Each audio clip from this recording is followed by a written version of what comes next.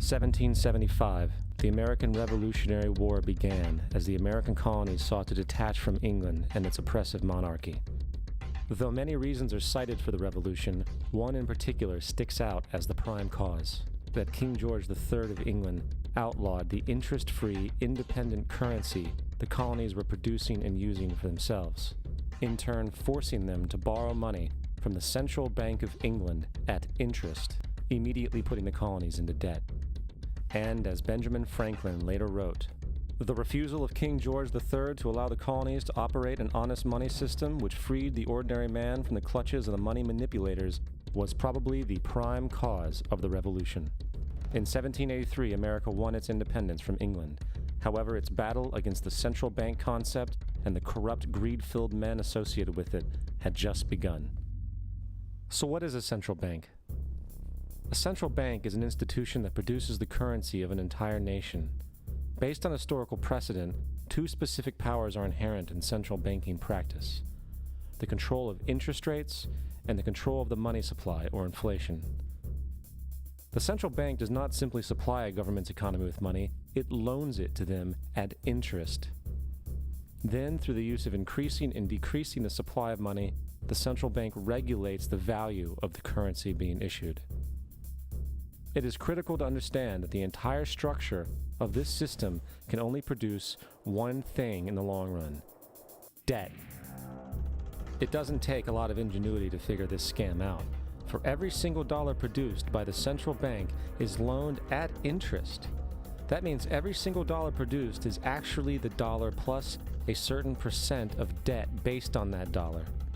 And since the central bank has the monopoly over the production of the currency for the entire country, and they loan each dollar out with immediate debt attached to it, where does the money to pay for the debt come from?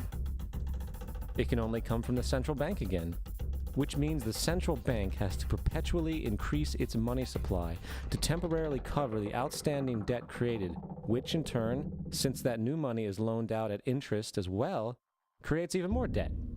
The end result of this system without fail is slavery, for it is impossible for the government and thus the public to ever come out of the self-generating debt. The founding fathers of this country were well aware of this.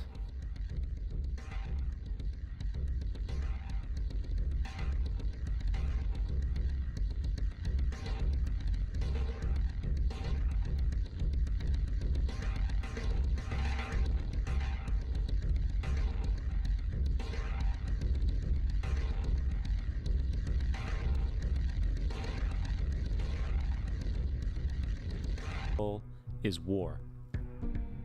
Since the inception of the Federal Reserve in 1913, a number of large and small wars have commenced. The three most pronounced were World War I, World War II, and Vietnam. World War I. In 1914, European wars broke out centered around England and Germany.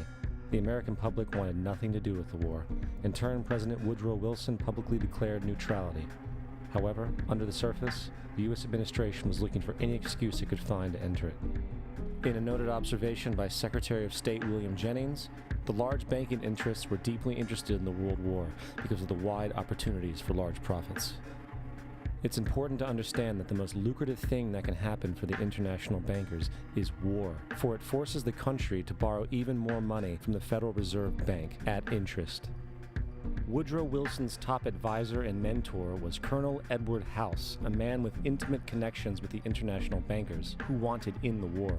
In a documented conversation between Colonel House, Wilson's advisor, and Sir Edward Grey, the Foreign Secretary of England, regarding how to get America into the war, Grey inquired, "What will Americans do if Germans sink an ocean liner with American passengers on board?" House responded, "I believe that a flame of indignation would sweep the United States, and that by itself would be sufficient to carry us into war." So, on May 7, 1915, on essentially the suggestion of Sir Edward Grey, a ship called the Lusitania was deliberately sent into German-controlled waters, where German military vessels were known to be. And, as expected, German U-boats torpedoed the ship, exploding stored ammunition, killing 1,200 people. To further understand the deliberate nature of this setup, the German embassy actually put advertisements in the New York Times telling people that if they boarded the Lusitania, they did so at their own risk, as such a ship sailing from America to England through the war zone would be liable to destruction. In turn, and as anticipated, the sinking of the Lusitania caused a wave of anger among the American population, and America entered the war a short time after.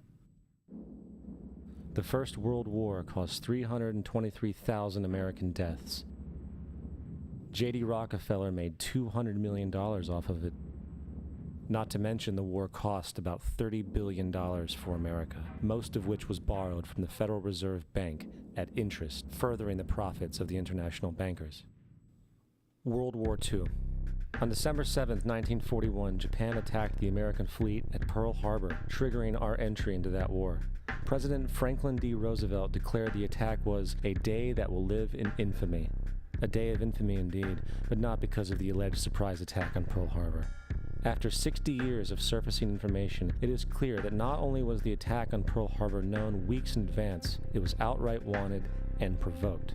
Roosevelt, whose family had been New York bankers since the 18th century, whose uncle Frederick was on the original Federal Reserve Board, was very sympathetic to the interests of the international bankers, and the interest was to enter the war, as we've seen, nothing is more profitable for international bankers than war.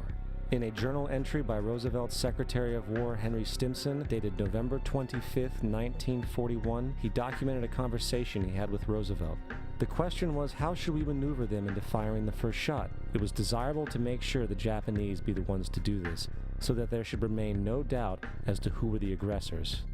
In the months leading up to the attack on Pearl Harbor, Roosevelt had done almost everything in his power to anger the Japanese, showing a posture of aggression. He halted all of Japan's imports of American petroleum. He froze all the Japanese assets in the United States. He made public loans to nationalist China and supplied military aid to the British, both enemies of Japan in the war, which, by the way, is completely in violation of international war rules. And on December 4th, 3 days before the attack, Australian intelligence told Roosevelt about a Japanese task force moving towards Pearl Harbor. Roosevelt ignored it.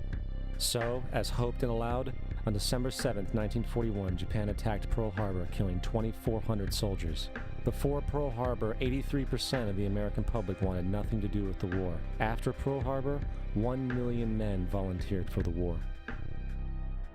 It is important to note, Nazi Germany's war effort was largely supported by two organizations, one of which was called IG Farben. IG Farben produced 84% of Germany's explosives, and even the Zyklon B used in the concentration camps to kill millions. One of the unspoken partners of IG Farben was J.D. Rockefeller's Standard Oil Company in America. In fact, the German Air Force could not operate without a special additive patented by Rockefeller's Standard Oil. The drastic bombing of London by Nazi Germany, for example, was made possible by a $20 million sale of fuel to IG Farben by the Rockefeller Standard Oil Company. This is just one small point on the topic of how American business funded both sides of World War II. One other treasonous organization worth mentioning is the Union Banking Corporation of New York City,